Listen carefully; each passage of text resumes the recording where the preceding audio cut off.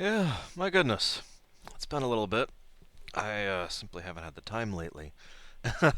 Believe it or not, something about the last couple of weeks, and strangely enough, it's not related to the other problems I'm having here at work, has simply left me with a lack of spare time in order to do these. So I'm probably only going to be able to get the one done tonight, but I'm hoping to get all three done this weekend at some point.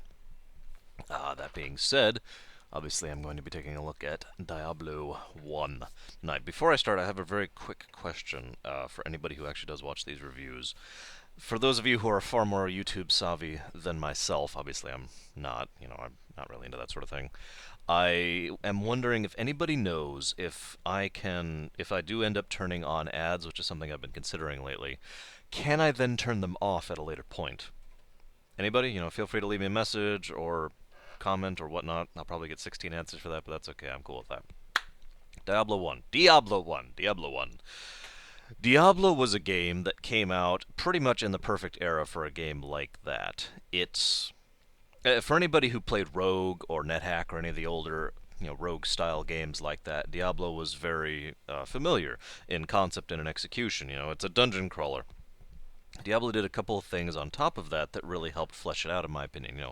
First of all, and frankly, probably most importantly, Diablo added a graphics engine on top of Rogue. And most games that were just dungeon crawlers really weren't big on graphics. The most usually had was the this thing, if you know what I'm talking about. For anybody who figured it out before I explain it right here, you get a cookie because that's awesome. But this thing, it's the ultimate thing where you've got this one little square of visible space here, and then you've got these two walls to indicate that it's left or right here, and you could be like, okay, let's go this way, and then here's your new view.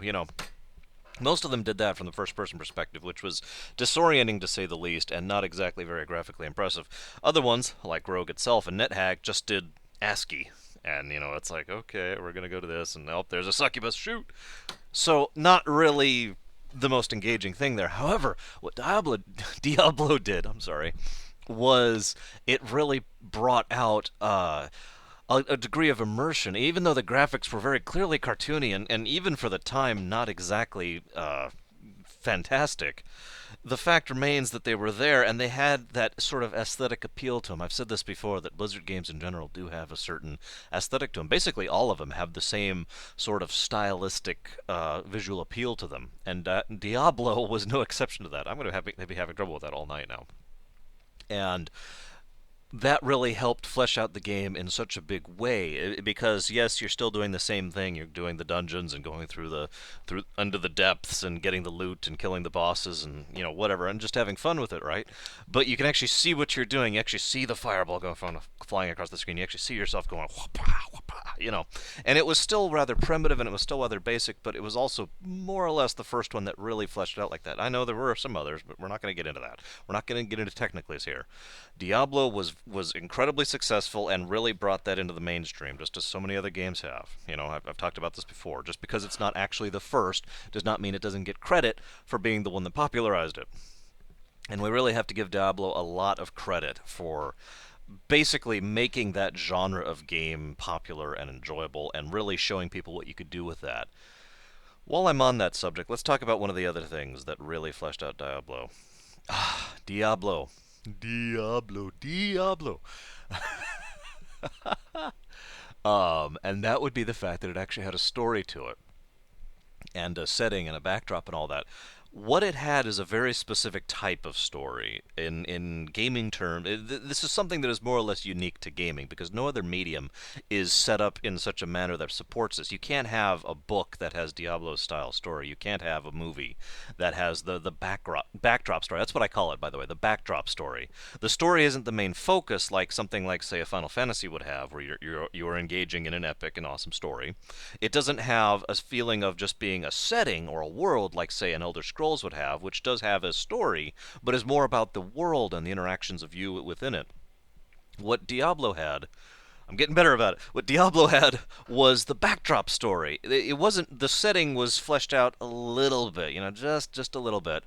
And the story was there, and it was just a little bit too, it was just kind of right here. But in both of them were, if you'll see the visual thing I'm doing right here, both of these were on the sidelines, and here's the main road of gameplay right here. This is the weirdest analogy I've ever done.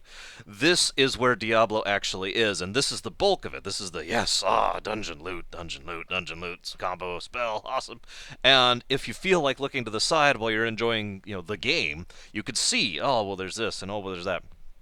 And it was actually good. I enjoyed the story of Diablo 1. I enjoyed the fleshing out of the characters and the settings. I didn't like Wirt, but he got his, so that works for me. But, excuse me.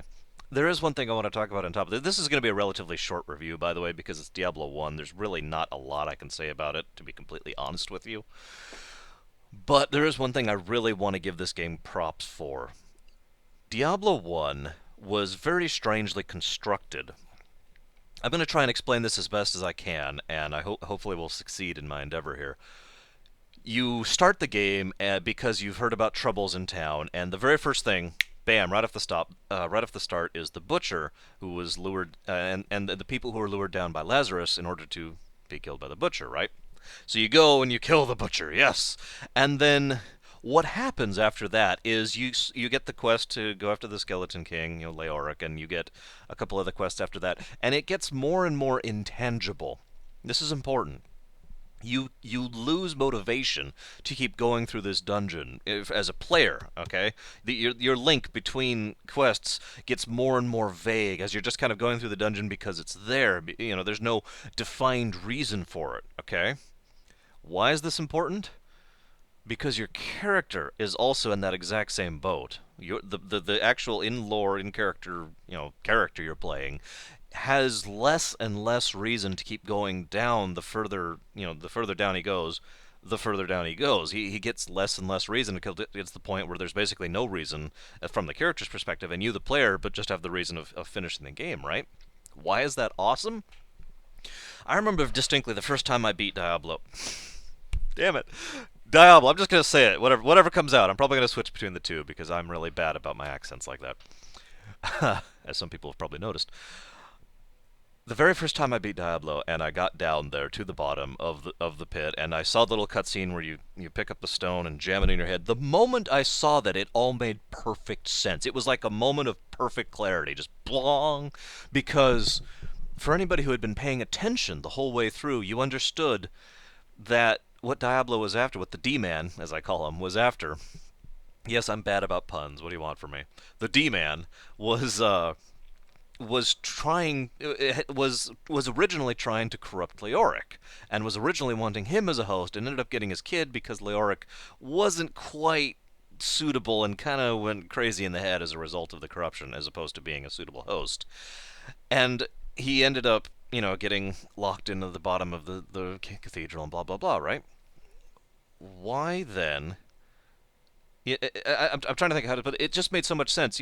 All this is obvious in hindsight, but the moment that happened, it all was laid out because we already knew that he was down there. We already knew he wanted a stronger host. We already knew that that the D-Man, would actually benefit from a stronger host, and we already knew that he set up layers upon layers of traps and demons and other things in this little temporary outpost of hell within the cathedral, specifically so that anything that went through there would be strong enough to then defeat him, killing the child host, and then implant it with him in, because this is an individual who has been summoned down to the D-Man. This is someone who has been summoned and called forth and in thralls of terror, so to speak, when he finally gets to, or, he in canon, but you know what I mean. Whenever the character finally gets down there, they are basically out of their mind completely, and they're just like, it's the only way, even though it's completely wrong.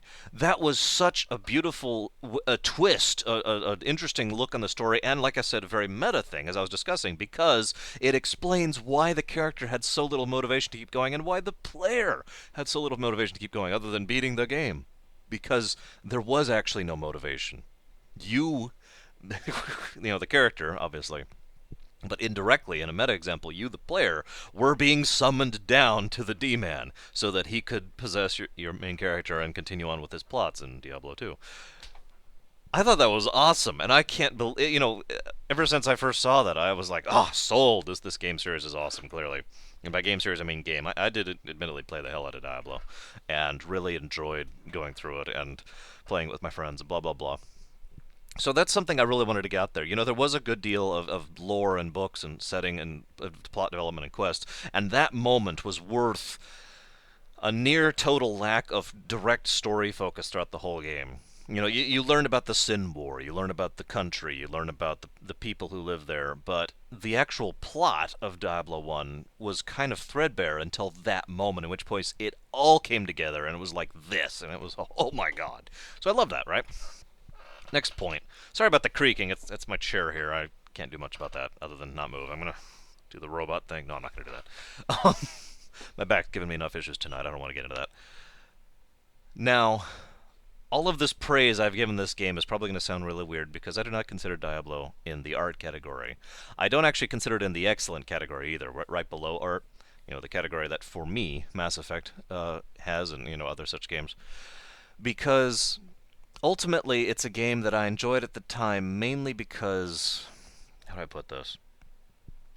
It was something new that I was willing to put up with the irritations therefore because I enjoyed the good parts sufficiently in order to live with that, right? This year, in preparatory for Diablo 3, I got together... I'm really bad about this. Diablo 3. In preparatory for that, I got together and was going to play through Diablo 1 and Diablo 2 in preparatory, right? Makes sense. I picked up 1, started playing through it. Very first thing, within about 3 seconds of the game starting, the first thing I noticed was, oh my god, there's no run button! And I'm just like, walking through town. Oh my god, it was terrible. And the UI was cramped and tight and was having trouble running at all, and I had to use a shell program in order to get it up. And the spells were bizarre, and the combat was kind of boring, actually, and the graphics, well, like I said, they weren't even that great at the time. So they weren't exactly wowing me. I'm not saying they were bad. I'm just saying they weren't good, and if that makes any sense. Even then, and they certainly weren't now, and so every single aspect of the game has not aged well, is what I'm getting across here. So I failed. Diablo 1 defeated me when I was trying to replay it, and I think that's probably one of the biggest reasons why I don't consider it to be up in the art category. That being said, I cannot discount how much that game has had an impact on a lot of gaming culture, and one of the biggest respects there, too, is Battle.net. I've talked about this before. I don't remember which video I talked about it in.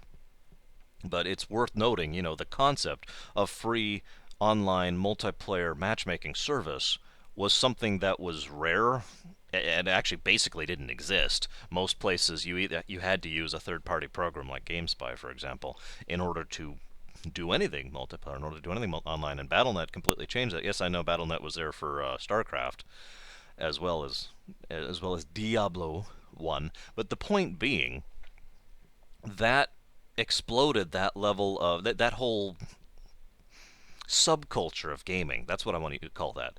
Basically, was given a nice little smack to jumpstart. Oh my God. It didn't start that subculture. Obviously, it didn't. Revolutionize. Well, it did sort of revolutionize it. But my point I'm getting across here is that it had a significant enough impact to be worthy of note on that basis alone. Never mind all the other things that Diablo did for that type of genre and thing. What in the world is going on back here? Sorry, I've got a lot going on lately, as I just hinted to with work. It's been rather busy lately. And of course the Steam sale's been up. Damn you, Steam sale! Moving on. A couple other things I wanted to talk about before I get to the end of it here. One of the other very, very nice things about Diablo 1 was the voice acting. Now, voice acting in this area, this was about 96 when Diablo 1 came out, mid-90s. Voice acting in video games was still a fairly new thing, still relatively new concept, and they hadn't quite gotten to the point where, the Fallout thing, where just about everything is voice acted, or the Baldur's Gate thing, if you prefer, because BioWare did that too. It was still a fairly new concept. It was still a fairly new execution. To have a game where 100% basically of all the dialogue in the entire game was voice acted was just mind-blowing. Now, not all the voice actors were exactly stellar, as anyone will go back and remember. I actually, in preparatory for this review this week, was looking up a fair number of gameplay videos Watching people do quests, that kind of thing. Because there's a few of them up there. Here's the Butcher quest and all the dialogue related to here too. Here's the Leoric quest and all the, here's the, I suddenly can think of his name, the Goat. No hurt, no kill. I can think of his name. I can remember his dialogue, but not his name. I'm an idiot. Whatever. You know who I'm talking about. All that dialogue, not exactly the most stellar voice acting in the world, but it was voice acted, which was very important. It actually helped between voice acting, graphics, and the background setting and exposition that I mentioned. It really helped flesh the game out. It didn't feel like you were just going down this tunnel of dungeoning, which is what you actually were doing. It felt like you were actually functioning in some kind of existence. It wasn't as well fleshed as other games would do, such as, the Morrowind, not Morrowind.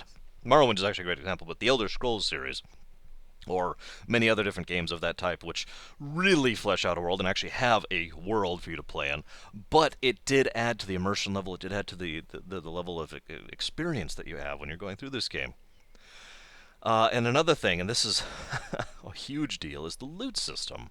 The concept of having randomly dropping loot like that was also a fairly new concept. This was before the big MMOs coming. MUDs were the thing at this point in time. MUDs usually, especially at this point in time, had static loot. This mob, that's where the term comes from, this mob drops these things. Now, it may randomly drop these things, but they're static loot, Diablo actually had a degree of randomized loot, which was a fairly new concept, and obviously they expanded upon that with the suffix and the prefix system in Diablo 2, which I'll get to later. But it was by itself adding that random flavor. That's the sort of thing that only appeals to certain people for obvious reasons. But some people, myself included, I might add, do enjoy a degree of random. Do enjoy a degree of, well, I'll do this and maybe it'll work out. Now, I do think, as with all things, that should be done in moderation. That too much random is, no, too much. But you get my point. Diablo, I think, had a really nice balance between that because, there was static loot. There were static quest rewards and drops from certain bosses and blah, blah, blah. The Cleaver from the Butcher comes to mind. But there was also random loot on top of that, just from enemies, from mobs you encountered, and chests and stuff. Now, again, I've been praising this game quite a bit, and it deserves praise, if I might be so bold. But between the UI issues that I mentioned earlier and the graphics and the clunkiness, there was a great deal of clunkiness about the game. It very much felt, as much as I hate to say this phrase, it felt like a 90s PC game, one can only say that with the benefit of hindsight, but I do distinctly recall, even at the time, thinking, God, I wish this was a little smoother. God, I wish this was a little better, it was like a pipe dream, because at the time that this was as smooth as it got, this was as good as it got. And obviously it did get better eventually. But my point remains, it's just, oh my God. And of course, this was another problem about Diablo. Now, you could say that about all the Diablos, and you could. But for some reason, it always felt worse in one. I think it's probably because movement involved so much more clicking. Click here, click here, click here, click here, click here, click here, click here, click here, click there. Because, you had this much of a view screen here. View screen, wow. Screen resolution. Click, click, click, click, click, click, click, click, click, door, click, click, click, enemy, click, click, click, click, click. Moving along. Now, I've been kind of dancing around this issue because of how much I've been praising it and how much I've been derailing the going back appeal. I've talked about this before. Any game that is a truly great game is a game you'll go back to and enjoy just as much when you go back to it. Mario Brothers 3 comes to mind. Just to toss some completely random example there. I could go back, pick up Mario Brothers 3 on the NES, not one of the remakes, just on the NES, and enjoy the heck out of the game right now. Mega Man 2, if you want to go even older, So, is Diablo 1 in that category? No, it is not. It is not that great of a game. It is not that excellent of a game, I should say. I do think it is a great game. A step below that one. I do think even now it is a great game. I personally just don't have the tolerance to put up with the irritants of the UI and the interface. It's the Fallout 1 problem I keep having. I want so badly to go back and really enjoy Fallout 1 like I used to, and I can't. I just can't do it. Time is also, of course, a factor there. I probably could, if I didn't have this to deal with, I could probably make the time and go back and just be patient about it because it's worth it, right? And Diablo is in a very similar case, but games like that, just the reality of the situation steps in and says, no, screw you. Anyways, This is a fairly short review, isn't it? My goodness, only 20 minutes. I don't have much else to say. But there is one other thing that I do think is very important. I mentioned earlier the BattleNet and how that was revolutionary. There was also one other little problem. This was Blizzard's first real experience with the hackers and the cheaters and the irritants in PvP or I'm sorry, in multiplayer in general. I'm sorry, I don't mean to single out PvP. The reason I mention PvP is, as several people probably remember, there were several things where you could basically force PvP and do so in town and just randomly kill people, and the apocalypse staffs. There were so many different things that people were doing to cheat in Diablo 1, and it was frustrating and it was irritating. And everyone I personally know who played Diablo 1, which is everybody I'm friends with, actually. Yes, I'm friends with geeks. What do you want? Or gamers, if you prefer. Every single one of my friends uh, basically stopped playing in random online games and only started playing with friends. Now, of course, Diablo 1 had LAN play and BattleNet play, so that worked. But it was an interesting lesson to be made for Blizzard. The level of the sheer extent to which they were going to have to improve their security, their features, everything they did in order to handle that kind of a problem. It was something they never dealt with before. Ah, like allergies making your nose itch. Goodness. Ah, summer. You know what I mean? It was something they've never had to deal with before. It was something they never had to bother with, and they did learn a fairly large amount of lessons after that, if I might say so. Ah, oh my God! Ah, I'm sorry. Ah, okay. I'll live for the rest of the review. Ah. Point being that really created a very hostile atmosphere in random multiplayer, and a lot of people just didn't bother because it wasn't worth the risk. It was like you had a 1 in about 5 chance of getting a decent other player on that, and the other 4 times you would get someone who was God, who might. I'm sorry. Let's go ahead and narrow this out. 1 in 5, right?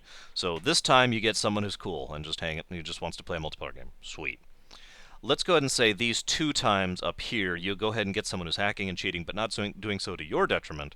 They're just hacking and cheating. They've got the staff of the apocalypse and Diablo's staff and all that fun stuff, and they're just and you just kind of trail along and loot, right? These 2 times you get someone who's a jerk and who wants to do everything in his power or her power in order to make sure that you are as unpleasanted as possible by the experience. Yes, I know that's not a word. And not exactly good odds here, all things considered. Now, this is completely made up odds, obviously, but this is just my experience. Personally, this is about where the spread was for me. And that wasn't worth it for me. But it is worth noting that LAN play was awesome. Bring back LAN play. And, sorry. Bring back land play. There we go. Except I said land instead of land because I'm a moron. Land play. There we go. And the playing BattleNet with my friends and people I knew in California, people I knew in other states, all that fun stuff, it worked very well and it was very enjoyable, and it did have that friend experience of just enjoying the co-op. It was one of the very first co-op games on the PC that I ever got to play, and started to fill for me a niche of co-op gameplay. I'm very big on co-op. I don't know if I've ever gotten that across. I really enjoy cooperative gameplay with my friends, especially, but in general.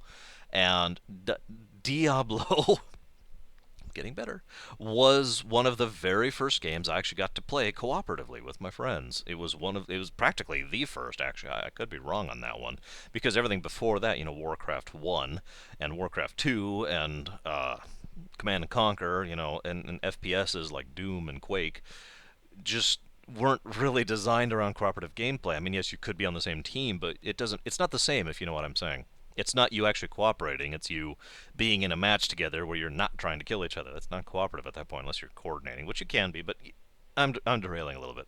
My point is Diablo was one of the very big turning points for me because it made that kind of gameplay possible, which I very much enjoy and have enjoyed ever since.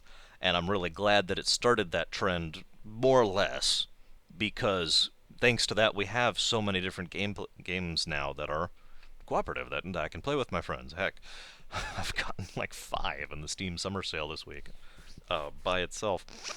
So, I believe I am actually out of things to talk about now. So it's a little bit of a short review. I do apologize, but it's Diablo 1. What do you want from me?